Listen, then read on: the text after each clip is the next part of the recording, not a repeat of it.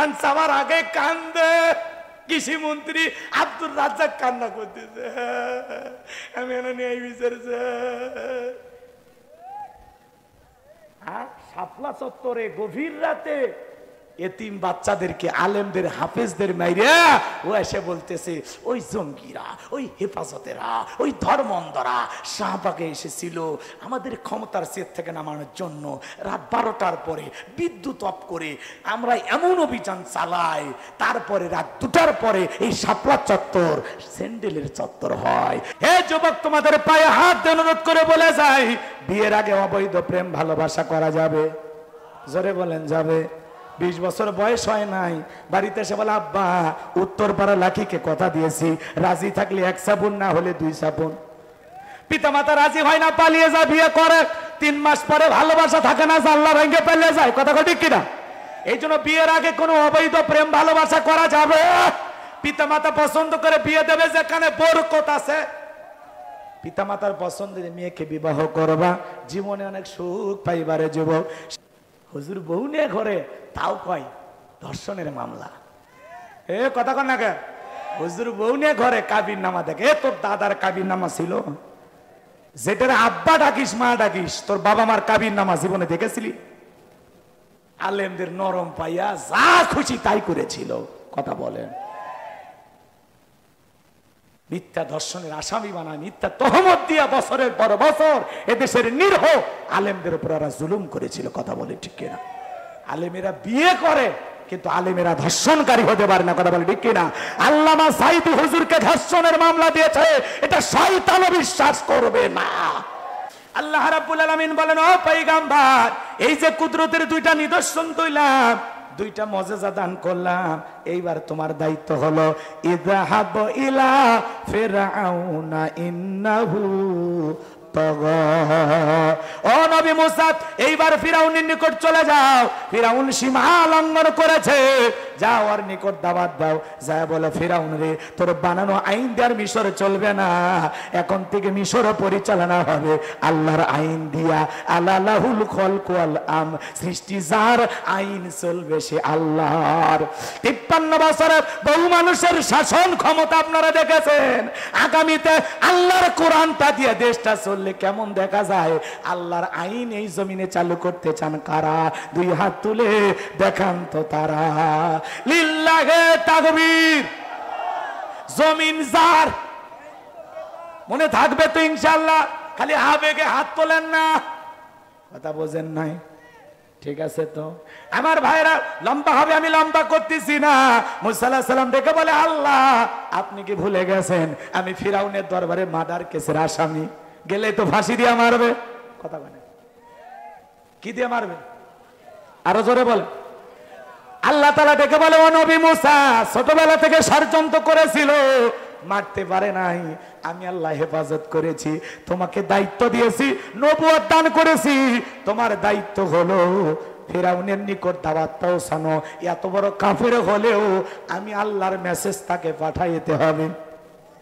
কথা বলেন না কেন?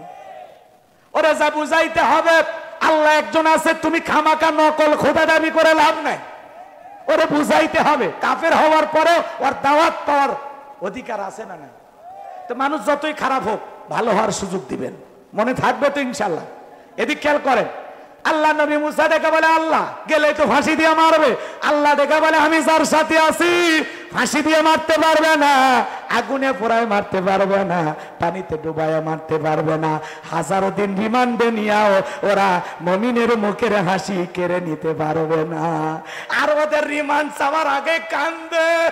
কৃষি মন্ত্রী আব্দুর রাজ্জাক কান্না করতেছে, আমি এনে নিয়ে বিচারছে। শাপলা চত্বরে গভীর রাতে এতিম বাচ্চাদেরকে, আলেমদের, হাফেজদের মাইরা ও এসে বলতেছে ওই জঙ্গিরা, ওই হেফাজতেরা, ওই ধর্মন্ধরা শাহবাগে এসেছিল আমাদের ক্ষমতার সেট থেকে নামানোর জন্য। রাত 12টার পরে বিদ্যুৎ অফ করে আমরা এমন অভিযান চালাই, তারপরে রাত 2টার পরে এই শাপলা চত্বর স্যান্ডেলের চত্বর হয়। যারা সরাসরি আলেমদের রক্ত নিয়ে খেলা করেছে, এদেশের কোরআনের হাফেজদের রক্ত নিয়ে খেলা করেছে, এদের বিচার বাংলাদেশে হবে। ও বলতেছে ন্যায় বিচার। বাপের বেটার মতো কথা বলেছিস, তোরা ন্যায় বিচার করা হবে। একটু অপেক্ষা কর, অন্তর্বর্তীকালীন সরকার কি বিচার করবে জানি না। আগামীতে যারা প্রধানমন্ত্রী হবে বিচারের দাবিতে আমরা আছি। কথা কয় না, প্রত্যেকটা হত্যাকাণ্ডের বিচার হবে। কথা বলেন। এরা আজকে রিমান্ড চাইলে কান্দে কেন? আলেমদের রিমান্ড দিলে মজা পাইতে। হুজুর বউ নিয়ে ঘরে, তাও কয় ধর্ষণের মামলা। এ কথা কন না কে? হুজুর বউ নিয়ে ঘরে কাবির নামা দেখে। তোর দাদার কাবির নামা ছিল? যেটার আব্বা ডাকিস মা ডাকিস, তোর বাবা মার কাবির নামা জীবনে দেখেছিলি? আলেমদের নরম পাইয়া যা খুশি তাই করেছিল। কথা বলেন। মিথ্যা ধর্ষণের আসামি বানায়, মিথ্যা তহমত দিয়া বছরের পর বছর এদেশের নিরীহ আলেমদের উপর ওরা জুলুম করেছিল। কথা বলে ঠিক কিনা? আলেমেরা বিয়ে করে কিন্তু আলেমেরা ধর্ষণকারী হতে পারে না। কথা বলে ঠিক কিনা? আল্লামা সাইদি হুজুরকে ধর্ষণের মামলা দিয়েছে, এটা শয়তানও বিশ্বাস করবে না। আল্লামা মামুনুল হক শাইখুল হাদিসকে ধর্ষণের মিথ্যা মামলা দিয়েছে, এটা শয়তানও বিশ্বাস করে না। আলেমদের বিরুদ্ধে ষড়যন্ত্র করেছিল যারা, বিচার হবে। কথা বলেন না কেন? কষ্ট হয়। মানুষ জানে হুজুরদের বউ বেশি, বাচ্চা বেশি, কি করবে? এটাই দুনিয়া। কথা বলে ঠিক কিনা? আলেমেরা বিয়ে করে। তোমাদের টাকা আছে, তোমরা থাইল্যান্ডে যাও, 5 স্টার হোটেলে যাও। কথা কয় না কে? আমরা বুঝি না, তোমরা কয় নাম্বার? কথা কয় না কে? হুজুরের আর সাদা পাঞ্জাবি তো দেখতে একটু দাগ লাগে। হ্যাঁ, হুজুর বিয়ে করছে, হুজুরের নাকি এত বউ অত বউ, তো তোর সমস্যা কি? বিয়ে করছে আলহামদুলিল্লাহ বল। কথা বলে ঠিক কিনা? বিয়ে করা 4 ঠিকানায় ব্যাপার না। কথা কয় না কে? রাগ করছেন আপনারা? বিরক্ত জান হয় না? 2-1টা কথা বললাম, মন খারাপ করবেন না। আলিমেরা বিয়ে করলে সমালোচনা করে, বিয়ে বৈধ কাজ না অবৈধ, হালাল না হারাম? তাহলে হালাল কাজ বৈধ কাজের সমালোচনা করবে যারা, নিঃসন্দেহে গুনাহগার তারা। কথা বলে ঠিক কিনা?